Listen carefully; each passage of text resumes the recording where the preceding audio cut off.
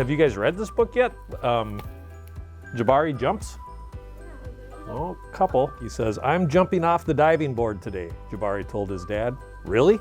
The diving board was high and maybe a little scary, but Jabari had finished his swimming lessons and passed his swim test. Jabari started to climb up and up.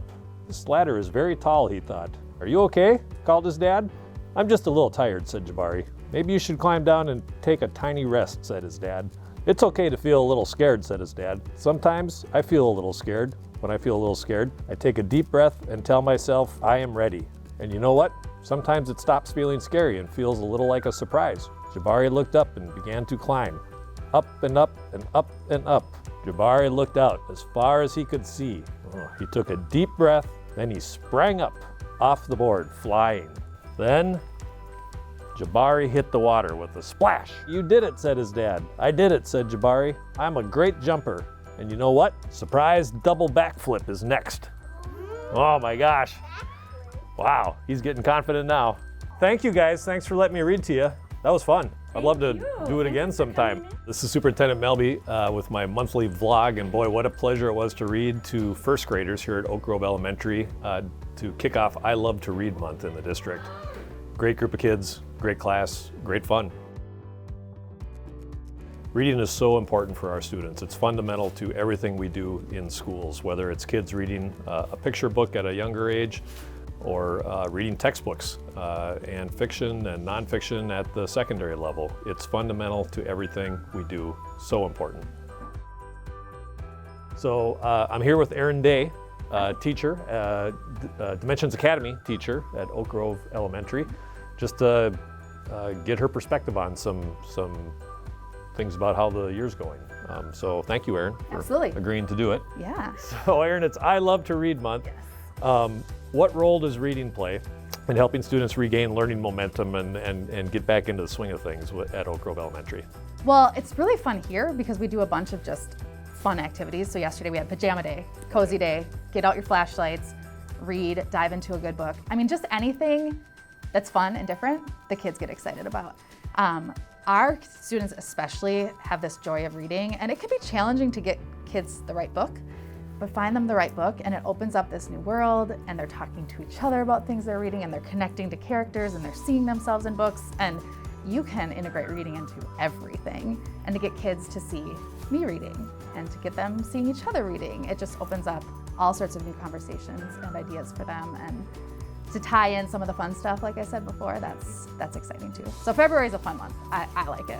I think we all came into this year thinking, pandemic's sort of ending, we'll be back in person, things will be kind of back to normal. And I think we all had really high expectations of kids being back with us, and that's what we love about teaching. Our kids have been through a lot. Like, we've been through a lot as just human beings, and our kids have dealt with that as well in various ways. And so helping them kind of cope, but also have the resiliency to know, like, we'll be okay. We're okay here, but there have been some tough things, and we have to kind of talk about that and work through that. And that's been more challenging than I think we thought it would be. We recently designated 3 Fridays as asynchronous learning days for students and planning, prepping, and collaboration time for our staff. We had our first one just last week, and we have one coming up on February 18th and one coming up on March 4th. We know that that's a challenge for our families, having kids home on those Fridays, so we really appreciate the support we've received from families in regards to scheduling these asynchronous learning days, planning days for our staff. Our staff have worked very hard throughout the pandemic, and it's been very challenging, particularly coming back from winter break, covering classrooms, having enough substitutes to make sure that students are taken care of well. And what that means is that staff have to give up planning time and prep time and lunch times and things like that. So this is a way of making sure that our staff have the time they need to be fully prepared to best educate the students in Bloomington. And again, I'm so thankful that the community has been so supportive of this decision. And I know our staff really appreciate the time to be ready to be the best educators they can for our students. The gift of time is something that's so valuable. I think as teachers, we get into the day-to-day, I'm working with kids, or I'm helping them with this challenge, or I'm working through and mediating this problem that happened. So having that day last week, I sat down for, I think, 3 hours and got grading done. And at the end of it, I was like, I don't have to worry about this anymore. And then in the afternoon, I got to spend some time looking at my upcoming decimal unit and figure out how I can better teach my kids who already know the content, so I can extend it a little bit for them. My kids that maybe have some more needs and aren't quite as clear on some of the concepts, I could plan different instruction for them. So that time, just to make you feel like you're doing more for your class, was amazing. And I can't wait for the next one, because I will use it just like that again to hopefully plan for better instruction for my kids, which at the end of the day, that's what I care about. So. Thank you, Bloomington community, for working with us as we meet the needs of our students and our staff as we continue to navigate the COVID-19 pandemic.